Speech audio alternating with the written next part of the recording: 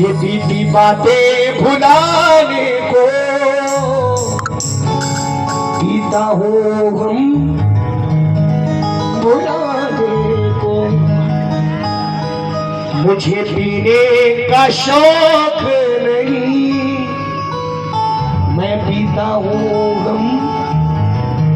अब कुछ लोग तो सोच रहे होंगे रंगीला जी ने मुस्कुरा लो, कुछ लोग सोच रहे होंगे यार ये क्या छेड़ दिया, जागरण में पीने पियाने की बात है। नहीं जी, ये गाना बॉलीवुड का बड़ा फेमस सॉन्ग हुआ, आप सबने सुना होगा। इस गाने की लाइन को, पहली लाइन को उठाया गया है और बात पूरी भोलेनाथ और मां गौरा की। वाकया उस समय का है जिस समय बाबा भोलेनाथ समाधि से लौट करके नीचे आए मां गौरा के पास और कहने लगे, गौरा बहुत जोर से भूख लग रही है, कुछ बना के खिला दे। किसी औरत का आदमी अगर उससे कह दे कि आज कुछ बना के खिला दो, तो औरत सोचते अरे यार तो भाई साहब। मां गौरा बहुत खुश, क्यों? क्योंकि भोलेनाथ इतना व्यस्त रहते हैं, कैलाश पर्वत पे इतना व्यस्त रहते हैं कि बड़ा कम मौका मिलता। मां गौरा सोच रही आज पता नहीं कैसा दिमाग है भाई। मां गौरा बहुत खुश हो गई। मां गौरा ने झटपट ढेर सारे पकवान बनाए और ला करके भोलेनाथ के सामने पेश कर दिए। भोलेनाथ ने पकवान देखे, भोलेनाथ बहुत प्रसन्न, बोले आहा गौरा आज आनंद ही आनंद आ जाएगा, बहुत अच्छी खुशबू आ रही है। लेकिन गौरा एक छोटी सी कमी है। अब कोई बताएगा आप में से कौन सी कमी रह गई? ऐसा कोई पकवान बचा नहीं जो दिया ना हो। एक कमी रह गई, वो कौन सी है? भांग भांग एक लोटा भांग। कौन सी? तुम तो चल रहा तुम्हारा हिसाब था। सही है।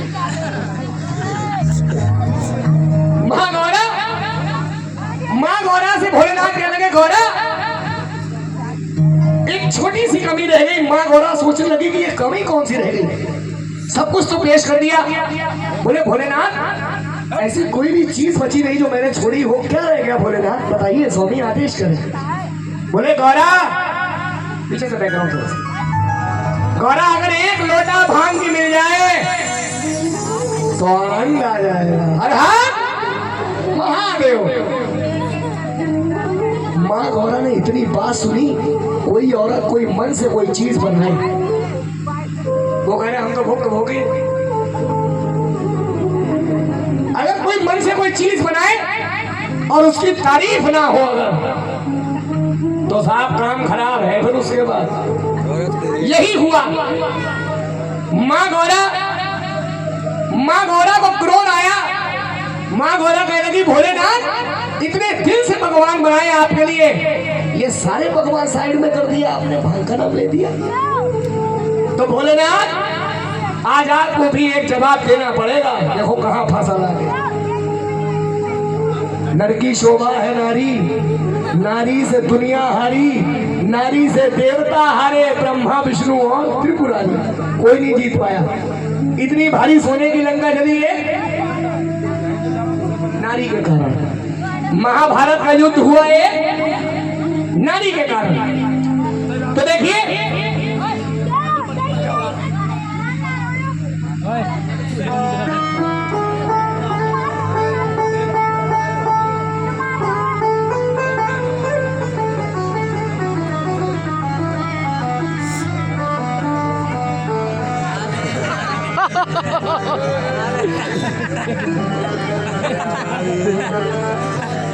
तुम्हारे अंदर सच में बहुत ताकत चाचा। है चाचा भी बताइए, बोलिए सच्चे दरबार की। मैंने पहले कहा देखिए सनातन से जुड़ा हुआ तथ्य है, मजा नहीं आएगा, दिल से बैठ के सुनिए इसको। हर जगह सुनाता नहीं हूँ, लेकिन आप लोग हैं ऐसे सुनकार जो मैं इस चीज को रख रहा हूँ। सुनिए। मां गौरा ने भोलेनाथ से कहा, भोलेनाथ आज आपको बताना पड़ेगा कि आप पीते क्यों हैं। क्यों? क्योंकि इंसान अगर पीता है तो किसी खुशी में, खुशी ऐसी कौन सी है जो हमसे छुपा के रखी और या तो पीता है कोई तो किसी गम में, तो गम ऐसा कौन सा जो हमें दिखता नहीं। तो भोलेनाथ कहने लगे गौरा ये तुम्हारे मतलब की बात नहीं है, एक लोटा भांग की ला दे, बात खत्म हो जाएगी। बोले नहीं भोलेनाथ ना, औरत अगर जिद पड़ गई साहब क्यों काट रहे हो? तो फिर काम पूरा, साड़ी चाहिए तो चाहिए है, फिर अन्ना खाना गोल है। जिद ठान ली माँ गौरा ने। जब माँ गौरा ने जिद ठानी है साहब, तो भोलेनाथ कहने लगे गौरा अगर सुनना चाहती है तो ले आज सुन ले, आज के बाद कभी जिक्र मत करना कि मैं पीता क्यों हूँ, उसके पीछे बहुत बड़ा कारण है। बोले क्या कारण है? तो वो भोलेनाथ बता रहे हैं, अब सुनिए क्या कह रहे हैं भोलेनाथ। हाँ जी, बीती बातें भुलाने को मैं बीती बातें भुलाने को, अरे बीती बातें भुलाने को पीता हूँ भुलाने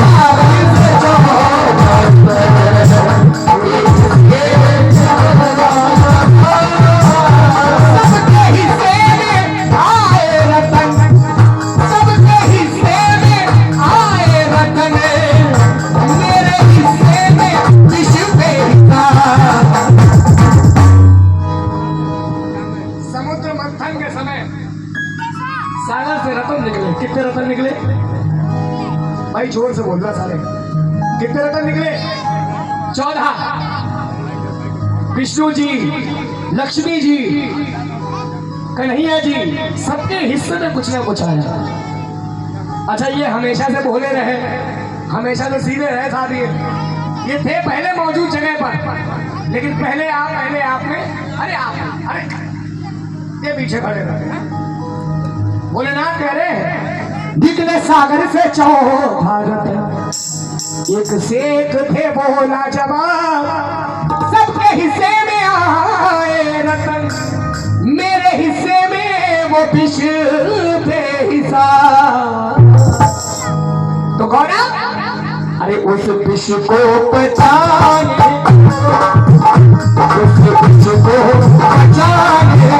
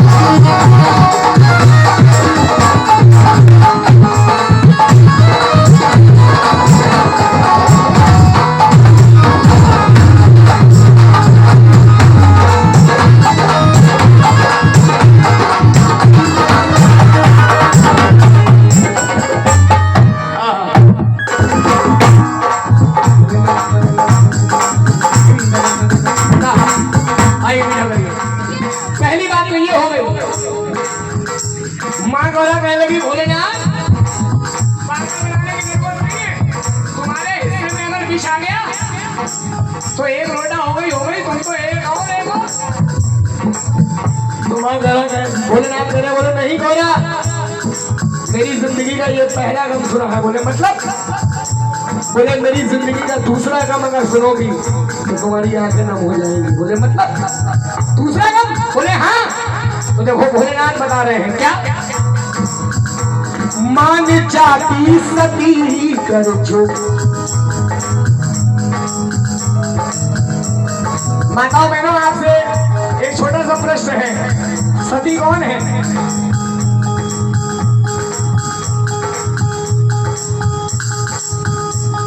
सती कौन है? आप लोगों में से कोई बताएगा? हाँ बताओ भैया। क्या बात है, शाबाश। बाबा भोलेनाथ की पहली पत्नी। भोलेनाथ कह रहे हैं, अब सुनो, मान जाती सती कर जो, तो वो दुख उठाती जाती सती कर जो, तो वो दुख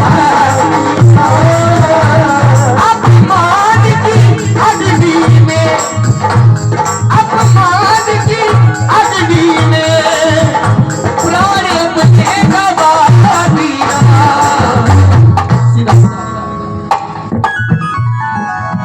मां सती, जिस समय मां सती के पिताजी का नाम कोई बताएगा? दक्ष प्रजापति, राजा दक्ष, जिन्होंने एक बहुत बड़ा यज्ञ कराया जिसमें सभी देव ऋषियों को आमंत्रित किया गया, लेकिन एक को नहीं बुलाया। किसे? भोलेनाथ को। भोलेनाथ को निमंत्रण नहीं पहुंचा। निमंत्रण किसको पहुंचा? मां सती को। और बिना बुलाए भोलेनाथ तो मतलब ही नहीं। मां सती भोलेनाथ से कहने लगी चलने के लिए। जब चलने के लिए कहने लगी मां सती, तो भोलेनाथ ने मना करा कि नहीं, मैं नहीं जा सकता। निमंत्रण पहुंचवाया गया कि पहले मेरे स्वामी को बुलवाया जाएगा, तब मैं आऊंगी। तो दक्ष प्रजापति ने क्या कहा, मैं उस अवगौदानी को यहाँ पर मुंडों की माला, विकराल रूप, बिच्छू कान में नहीं, अपने पति का अपमान देख करके मां सती जाने लगी। उस दिन भोलेनाथ ने एक बात कही थी, माताओं बहनों सुनिए। उस दिन एक बात कही थी भोलेनाथ ने, सती बिना बुलाए कभी पीहर भी जाना नहीं चाहिए। लेकिन मां सती नहीं मानी। साथ में नंदी को भेजा भोलेनाथ ने, बोले जाओ। नंदी महाराज गए, अपने पति का अपमान बर्दाश्त नहीं हुआ। हिंदुस्तान की नारी इसी में सबसे ज्यादा खतरनाक है। वो सब कुछ बर्दाश्त कर सकती, लेकिन अपने पति का अपमान बर्दाश्त नहीं कर सकती। भले ही घर में भले ही कुछ भी हो, अब कहो किसी बाहर वाले ने मेरा आवाज उठा दी तो समझो गया वो, भले ही गलती आदमी की हो। मां सती से बर्दाश्त नहीं हुआ। मां सती पहुंची। भोलेनाथ को ना बुलाने का कारण, जहां पर यज्ञ हो रहा था उस यज्ञ में अपने आप को मां सती ने वही समाहित कर दिया। आंखों में आंसू है भोलेनाथ के, आंखें नम हो गई मां गौरा की। कहने लगे, गौरा तू कहती है क्यों पीते हो? अरे बेवजह नहीं, कितना दर्द लिए बैठा हूं ये मैं जानता हूं। मैं आज भी नहीं समझ पाया कि वो मेरे पास से क्यों गई। क्यों उसने मिटा डाला, कि क्यों उसने मिटा डाला, अरे क्यों उसने मिटा डाला अपनी आशिया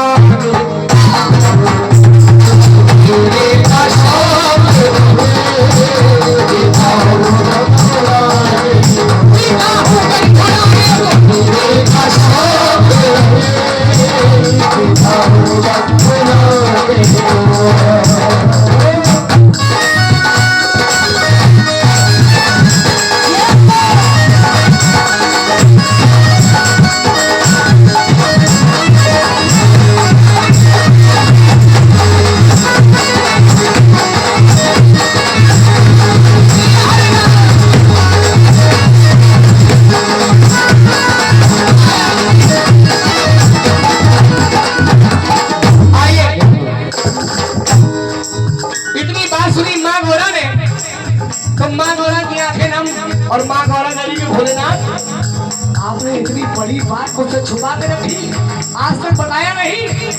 तो भोलेनाथ कह रहे हैं गौरा ये कुछ भी नहीं, मेरी जिंदगी का आखिरी सच अगर सुनेगी तो शायद तुम अपने आप को रोक नहीं पाएंगी। आपसे हाथ जोड़ के प्रार्थना है जितने यहाँ पर बैठे, इस अंतरे को बहुत दिल से और दिमाग से सुनना, कोई शब्द आपके कानों से मिस ना हो जाए। पत्ता खोलने जा रहा हूँ, आखिरी सच्चाई खोलने जा रहा हूँ, पत्ता खोलने जा रहा है, लीजिए स्वीकार कीजिए।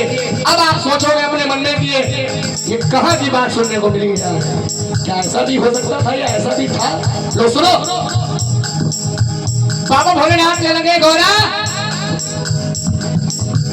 एक कम मेरी जिंदगी का, ये सब कुछ नहीं, एक कम मेरी जिंदगी का ऐसा जिसे मैं जीवन में कभी भुला नहीं सकता। सब कुछ भुला सकता हूँ लेकिन वो गम भुला नहीं सकता। वो गम क्या है सुनो, अपनी माँ को किया था भस्म, धर्म संकट था मेरे साथ। बाबा भोलेनाथ ने इतनी बात जब कही तो माँ गौरा ने भोलेनाथ के मुंह पे हाथ रखा। बोले क्या कह रहे हो भोलेनाथ, आपकी माँ? बोले हाँ गौरा, मैं वो अभागी औलाद हूँ जिसने अपनी माँ को क्षण मात्र भी देख नहीं पाया। गुप्ता जी, क्षण मात्र भी, शर्मा जी, देख नहीं पाया, मैं वो अभागी औलाद हूँ। बोले मतलब आपने तो कभी जिक्र नहीं किया कि आपकी भी माँ थी। बोले गौरा इस संसार में कोई ऐसा नहीं है जो बिना माँ के पैदा हुआ हो। बाबूजी कोई ऐसा नहीं है जो बिना माँ के पैदा हुआ हो, मेरी भी माँ थी। बोले कैसे? तो देखो तब बताया है भोलेनाथ ने। क्या? बोले जिस समय इस धरती पर कुछ भी नहीं था, सिर्फ जल ही जल, पानी ही पानी था, इस जल जला धरती से एक ज्वाला उत्पन्न हुई। जागरण करने वाले साहब बहुत आएंगे और जागरण करके भी जाएगा आदमी, लेकिन यहाँ तक की बात रख करके आपके सामने कोई नहीं जाएगा, क्योंकि हर आदमी चाहता मेरा माहौल बन जाए, गाना बजाना हो, पैसा नहीं हो, चलते सीधे। इतना टाइम कोई नहीं लगाता, इतना कोई नहीं समझाता भैया, समय नहीं है किसी के पास इतना। और आप तो मैं नमन करता हूँ आप जैसे लोग जो आप सुन रहे हो बैठ के, वरना आदमी सुनता भी नहीं है। उन्होंने कहा भैया बोल रहा वो दिखाओ मैं, लेकिन आप सुन रहे हैं बैठ करके, ये बड़ी बात है। भोलेनाथ कहने लगे ये जो ज्वाला जो आप देख रहे हैं, जागरण क्या मूर्ति रख करके जागरण नहीं हो सकता, ये ज्योत क्यों जगती है? शर्मा जी बहुत छोटी सी बात है लेकिन बहुत मोटी बात है भैया। क्यों ये ज्योत क्यों जग रही है, क्यों जगाई जाती है, क्या कारण है, लॉजिक क्या है बहन जी, क्या कारण है ऐसा ज्योत का? आज के समय कलयुग में अगर माँ दर्शन दे रही है, आप देख रहे हैं बिना किसी घी तेल और बाती के ज्वाला जी में एक ज्योत जग रही है। साइंटिस्ट आ रहे हैं, पता लगाते लगाते खत्म हो गए। जी जी जी, पता लगाते लगाते खत्म हो गए साहब कि ये जग कहां से रही है। अरे तुम किससे खिलवाड़ कर रहे हो यार? कुदरत से, सनातन से। साइंटिस्ट वहां भी पहुंचे, कहां? उज्जैन, महाकालेश्वर। महाकाल के दर्शन करने के बाद जिसने भैरवनाथ के दर्शन नहीं करे वो दर्शन कभी पूरे नहीं होते। और भैरवनाथ में शराब चढ़ती है, न जाने कितना शख्स आता है और शराब लेकर के पहुंचता है चढ़ाने के लिए। दुकानें हैं शराबों की, पूरे दिन पूरी रात खुली रहती है। शराब कहाँ जा रही है वो कोई पता नहीं लगा पाया साहब। जाके देखो आप, आज तो YouTube पे सब कुछ हाजिर है भैया। हमारा सनातन जिंदाबाद, तभी मैं दिल खोल के बोलता हूँ सनातन जिंदाबाद था, है और रहेगा। तुम्हारी कसम सिर्फ एक लोटा जल की जरूरत है। जिस दिन एक लोटा जल अगर वहां चढ़ गया, इनका इलाका वीरान है, ये नजर में नहीं आएगा जीवन में कहीं। शंकर भगवान की जय। वो बंद किताब है, बस प्रयास किया लोगों ने। हमारे ही आपके जैसा एक जुनूनी भाई था जिसने सर्जरी करा के यहाँ पर बोतल लग करके गंगा जल लेकर के गया यहाँ पर। सारे टेस्ट उसने पास कर लिए। जिस समय गौ मांस का नंबर आया उस समय हार गया। वहां पे हारा। ये हमारा सनातन है। कोई पता लगा नहीं सकता। और चढ़ेगा एक दिन, ये लिखित है, हमारे वेदों में लिखित है, पुराणों में लिखित है, एक दिन चढ़ेगा जल। और जिस दिन चढ़ गया तो उस दिन मंजर देखने वाला होगा साहब। वो हम, वो हमारा, वो फलाना कहाँ से आया, कौन किसका क्या है यार। अभी इतना समय नहीं होना, वो भी तुम्हें बता दूं कौन कहाँ से क्या है। सब है भोलेनाथ का, ये भी भोलेनाथ को ही मानते हैं। समय था वो कौरव पांडव जिस समय युद्ध हुआ था। बहुत लंबी बात है, ऐसे तो लेकर के चलेगा तो बहुत लंबी बात हो जाएगी साहब। तो ये ज्वाला इसलिए जग रही है कि अगर आज अगर दर्शन कर सकते हैं हम और आप, तो इस ज्योत रूप में कर सकते हैं। एक छोटा सा आपको उदाहरण दे रहा हूँ। आप में से जितने शख्स हैं, अभी नहीं, जब मैं यहाँ से चला जाऊँ, चुपचाप बिना किसी को बताए अपने अपने मन से एक फोटो लेना जरूर। एक फोटो लेना है ज्योत का, सिर्फ और सिर्फ इस ज्योत का एक फोटो लेना है। और वो फोटो कल सुबह 12 बजे के बाद उसको देखना, उससे पहले देखना मत। अगर तुम्हें दर्शन ना हो तो तुम्हारा जूता और मेरा सर, इससे ज्यादा एक ब्राह्मण कुछ नहीं कह सकता तुमसे।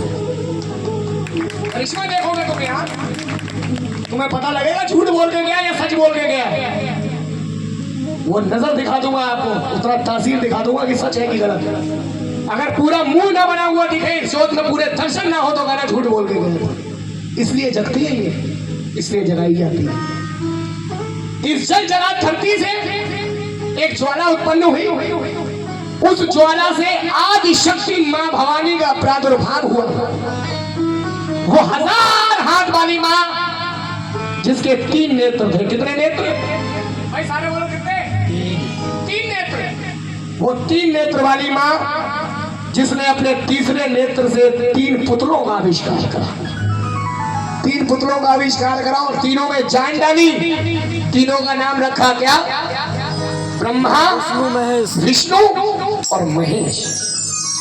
ये उत्पत्ति है ब्रह्मा, विष्णु और महेश की। एक बार तालियां बजा सकते हैं। तीनों में जान डाली। मां को सृष्टि की रचना करनी थी। मां ने कहा ब्रह्मा, मुझे सृष्टि की रचना करनी है, जिसके कारण मैं तुमसे शादी करना चाहती हूँ। ब्रह्मा जी ने कहा मां, मैं शादी, ऐसा नहीं हो सकता। बोले आदेश नहीं, हाँ या ना। ब्रह्मा जी ने कहा ना। मां को क्रोध आया, तीसरा नेत्र खुला और ब्रह्मा जी भस्म।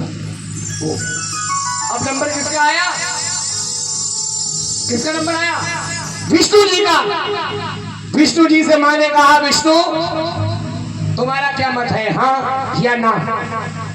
विष्णु जी हाथ जोड़ के खड़े हो गए। बोले माँ, अगर आज मैंने ऐसा करा तो आने वाले समय में संतान ही करेगी, ऐसा कदाचित नहीं हो सकता। माँ को क्रोध आया, तीसरा नेत्र खुला विष्णु जी भी। अब नंबर किसका आया भैया? किसका? हर हर महादेव। बम बम भोले। ये हमेशा में बोले रहे। अब देखो इनने क्या किया। माँ कह लगी पुत्र महेश, तुम्हारा क्या मत है, हाँ या ना?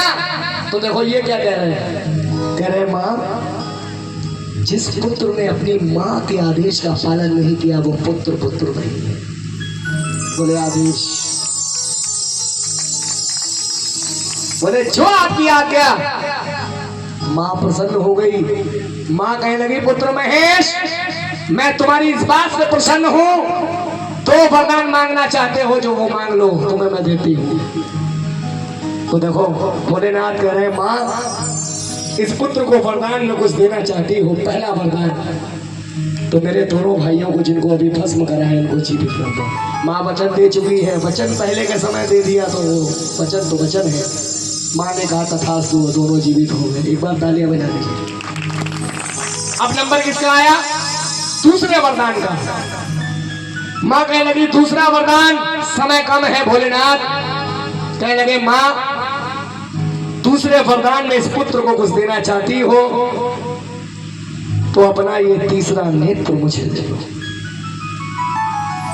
माँ वचन दे चुकी थी। माँ सोच रही है ये क्या मांग लिया।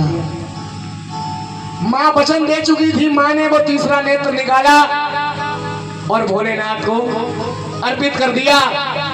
भोलेनाथ कहने लगे माँ, भविष्य में मुझे इसका प्रयोग करना पड़ गया, कदाचित भविष्य में मुझे इसका प्रयोग करना पड़ गया तो मैं कैसे करूंगा, इसकी विधि बताइए। माँ ने कहा पुत्र सामने खड़े हो जाओ। माँ और पुत्र दोनों आमने सामने, जैसे हम और आप आमने सामने। आकाश में ध्वनियां प्रकट होने लगी, बादल गड़गड़ाने लगे, मंत्र उच्चारण प्रारंभ हो गए। धीरे धीरे धीरे धीरे धीरे धीरे वो मंत्र समाप्त हुए। ये मंत्रों की जो विधि थी वो तीसरे नेत्र को खुलने की थी। मां ने कहा पुत्र आंखों को खोलो। जैसे ही भोलेनाथ ने अपनी दोनों आंखों को खोला तो साथ में वो तीसरा नेत्र भी खुल गया और सामने खड़ी मां, आंखों में आंसू भोलेनाथ के। मां गौरा छल आंसू से रो रही है। भोलेनाथ कहने लगे गौरा, मैं वो भागी औलाद हूं जिसने अपनी मां को छलवा तो देख नहीं पाया, जिसकी मां का कारण मैं था। अपनी मां को किया था भस्म, धर्म संकट था मेरे साथ। ये लोग कहते मुझे नाथ है, कोई मुझे केदारनाथ, कोई मुझे वैद्यनाथ, कोई मुझे सोमनाथ, कोई मुझे बद्रीनाथ, कोई मुझे काशी का काशी विश्वनाथ कहता है। लेकिन रंगीला आपसे पूछ रहा है, जिसकी मां नहीं होती उसको क्या कहा जाता है? जिसकी मां नहीं होती उसको क्या कहते हैं? अनाथ। भाई जोर से बोलो। अनाथ। ये लोग कहते मुझे नाथ है, और नाथ हो के कहूं मैं अनाथ। पंकज तरसा हूं ममता को, रंगीला तरसा मैं ममता को। माँ का प्यार पाने को। अरे पगली, मुझे पीने का शौक नहीं, बस पीता हूँ हम भुलाने को।